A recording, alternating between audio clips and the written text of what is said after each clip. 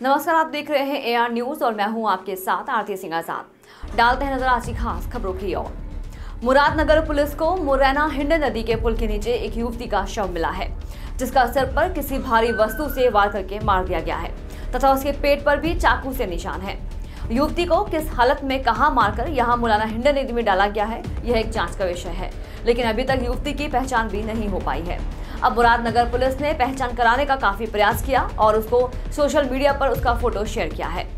AR news के लिए बागपत मुरादनगर से चंद्रबल तोमर की रिपोर्ट। उत्तर प्रदेश में किसानों की ट्यूबवेल के बिना केबिल नहीं आएंगे। किसानों को सिंचाई के लिए बिजली मुफ्त दी जाएगी, लेकिन नई आई सरकार की घोषणा सिर्फ हवाई साबित हुई है। मीटिंग में रालोद कार्यकर्ताओं ने इस पर रोष व्यक्त करते हुए कहा कि भाजपा सरकार द्वारा यह की गई घोषणा पर विचार करके किसानों को सिंचाई के लिए बिजली मुफ्त करनी चाहिए। वह अपनी घोषणा से मुकर रही है, इसलिए किसानों में रोष है। वहीं दूसरी ओर किसानों के बकाया गन्ने भुगतान नहीं मिलने पर किसानों और मजदूरों की हालत खराब हो रही है, जिसके कारण किसान अपनी अगली फसल और घरेलू खर्च और बच्चों की पढ़ाई नहीं करा पा रहे हैं। इससे देश का किसान परेशान है। उन्होंने कहा कि आने वाले समय में किसान भाजपा सरकार से मुंह फेर सकते हैं। उन्होंने वहीं पर कहा कि राष्ट्रीय लोक दल के अलावा कोई भी पार्टी किसानों के हित के बारे में नहीं सोचती है और न ही उनकी परेशानी और मुद्दों को संसद में उठाते हैं। इसीलिए राष्ट्रीय लोक दल अब किसानों की हर समस्याओं को लेकर लड़ाई लड़ रहा है और रालोद के बैनर तले किसान पार्टी को मजबूत करेंगे। किसानों का ये कहना है कि भाजपा सरकार ने घोषणा की थी कि निजी नलकूपों की बिजली मुफ्त कर दी गई है। इस घोषणा के कारण किसानों ने बिल जमा करना बंद कर दिया। अब जानकारी मिली है कि ये घोषणा जो थी वो केवल जुमलेबाजी थी। किसान इस समय परेशान है। किसान पर 2500 करोड़ रुपए का बकायेदार हो गया है। उस पर पेनल्टी सरचार्ज भी लगा दिया है। किसान इस समय आर्थिक संकट के कुचक्र में फंस गया है। सरकार तुरंत बिजली बिल माफ की घोषणा को अमल में लाए और बाढ़ के कारण जो किसानों को नुकसान हुआ है उसका तत्काल मुआवजा दे। जनपद बिजनौर में नरभक्षी गुलदार के जानलेवा हमले से लगभग 13 लोगों की जान जा चुकी है।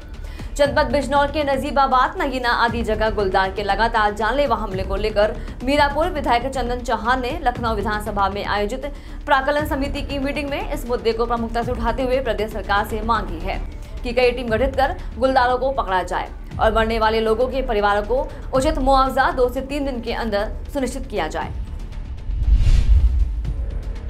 राज्यसभा केंद्रीय आरोग्य मंत्रालय देश भर के गर्भपात का आंकड़ा जाहिर किया है, जिससे गुजरात में 2016 से वर्ष 2021 तक के कुल आंकड़े 1,71,325 महिलाओं का गर्भपात हुआ।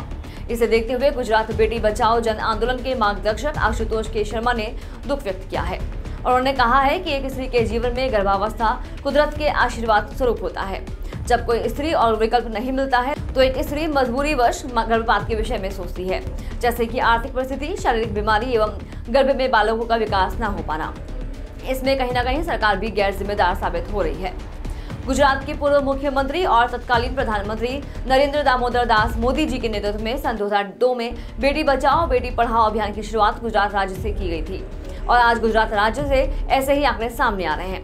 यह बहुत ही निंदनीय और शर्मसार कर देने वाली घटना है। आपको बता दें कि सरकार आंकड़ों के हिसाब से देखने जाए तो 1000 पुरुषों के सामने 919 महिला जेंडर है। उसके बावजूद भी गैर कायदेसर गर्भपात के मुद्दे पर सरकार आंख बंद करके बैठी हुई है।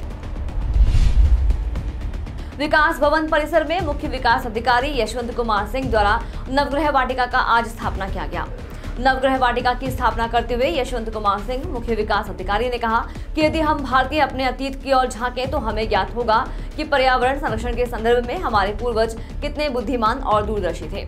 उन्होंने जीवन में वृक्षों की महत्ता और उपयोगिता का अनुभव किया और इसी दृष्टि से उन्होंने लोक जीवन में वृक्ष पूजा की परंपरा प्रचलित की, जिसकी हम पूजा करेंगे। निश्चय ही हम उसका संरक्षण और विकास चाहेंगे।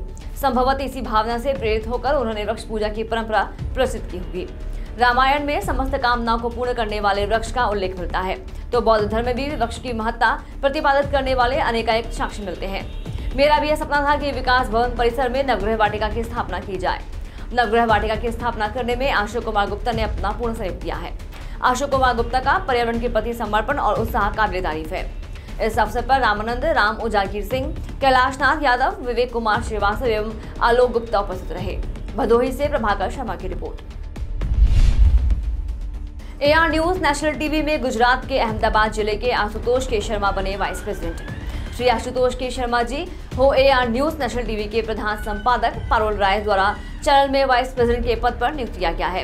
वह मूल रूप से गुजरात के अहमदाबाद जिले के रहने वाले हैं। उनकी कार्यशैली अभी तक अन्य राजनीतिक संगठनों में भी सक्रिय भूमिका निभा रही है। बेटी बचाओ आंदोलन महासमिति के राष्ट्रीय सलाहकार भी हैं। उन्होंने एक सवाल के जवाब में कहा कि बेटी बचाओ जन आंदोलन एक राजनीतिक संगठन है जो भारत के समस्त राज्यों में हमारी टीम द्वारा संचालित है तथा बेटियों के अभिभावक को और जागरूक करने का कार्य करती है जिससे वीडियो के जीवन को बचाया जा सके। उन्होंने AR न्यूज पर चर्चा करते हुए कहा कि आज जिस तरह से पत्रकार अपनी जान जोखिम में डालकर कवरेज करते हैं वह काबिले तारीफ है तथा जनता को पारदर्शिता के साथ समाचार दिखाने का काम करते हैं। ठीक उसी तरह पत्रकारों पर जगह जगह हमले होना एक निंदनीय। सरकार को सोचना चाहिए कि पत्रकारों को भी भारत सरकार एवं राज्य सरकार की ओर से एक फ्रेंड बनाकर उन्हें विशेष परिस्थितियों में उपलब्ध कराया जाए।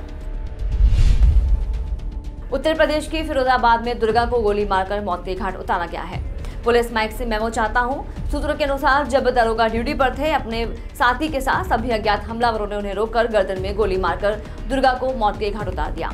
साथ ही इसकी सूचना विभाग को दी। पुलिस विभाग अब तक दरोगा के साथ से पूछताछ कर रही है।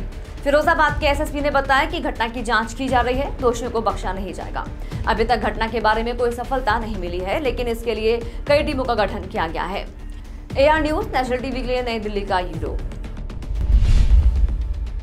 फिलहाल इतना ही। कल फिर हाजिर होंगे कुछ और बड़ी खबरों के साथ। तब तक के लिए बने रहे हमारे साथ और देखते रहें AR न्यूज। नमस्कार। खबरों में लगातार बने रहने के लिए हमारे चैनल को लाइक, सब्सक्राइब और शेयर करना ना भूलें। धन्यवाद।